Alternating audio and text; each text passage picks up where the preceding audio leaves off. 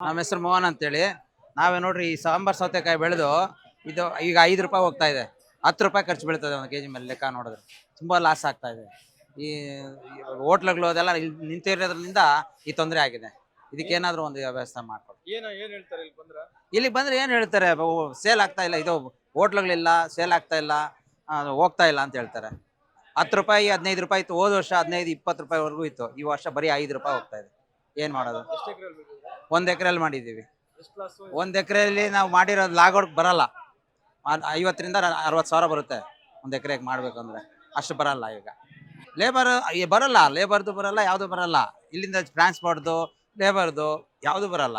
ಅಷ್ಟು ಹೋದ್ರೆ ಏನೋ 15 ರೂಪಾಯಿ 20 ರೂಪಾಯಿ ಹೋಗಿದ್ರೆ ಅಂತಷ್ಟು ಬರ್ತಾ ಇತ್ತು. ಇವಾಗ ಬರ್ತಾ ಇಲ್ಲ. ನೂತನವಾಗಿ ಪ್ರಾರಂಭವಾಗಿರುವ ಶ್ರೀವೇಣು ಟಿವಿಎಸ್ ಶೋರೂಮ್ನಲ್ಲಿ ಟಿವಿಎಸ್ ಕಂಪನಿಯ ಎಲ್ಲಾ ರೀತಿಯ ಪೆಟ್ರೋಲ್ ಮತ್ತು ವಿದ್ಯುತ್ ಚಾಲಿತ ಬೈಕ್ಗಳಿಗಾಗಿ ಎಂದೇ ಭೇಟಿ ನೀಡಿ.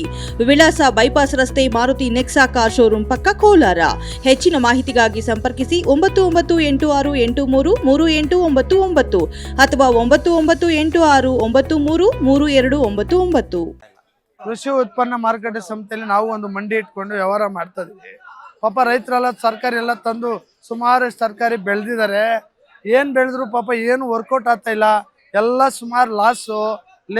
ಸುಮಾರು ಲೇಬರ್ ಖರ್ಚು, ಔಷಧಿಗಳು, ಗೊಬ್ಬರಗಳು ಎಲ್ಲ ಹಾಕಿ ಬೆಳೆದು ಇಲ್ಲಿ ಎತ್ಕೊಂಡ್ಬಂದು ಹಾಕಿದ್ದಾರೆ. ಮಾರೋದಕ್ಕೆ ಯಾರು ಗಿರಾಕಿ ಇಲ್ಲ. ಎಲ್ಲ ಯುದ್ಧದ ಎಫೆಕ್ಟು, ಗ್ಯಾಸು, ಹೋಟ್ಲು, ಅದಿಲ್ಲ ಇದಿಲ್ಲ ಅಂತ ಎಲ್ಲ ರೀಸನ್ ಹೇಳ್ಕೊಂಡು ಎಲ್ಲ ತೊಂದರೆ ಆಗಿ ಒಂದೊಂದು ದಿವಸ ಸರಕು 4 ದಿವಸ ಮಾರ್ಕೊಂಡು ಎಲ್ಲ ಜಾಮ್ ಆಗ್ಬಿಟ್ಟಿದೆ. ಇಲ್ಲಿ ಏನು ವ್ಯವಹಾರ ಮಾಡೋಕೆ ಆಗ್ತಾ ಇಲ್ಲ. ಪಾಪ ರೈತರು ಏನು ತಿನ್ನೋಕೆ ಆಗ್ತಾ ಇಲ್ಲ.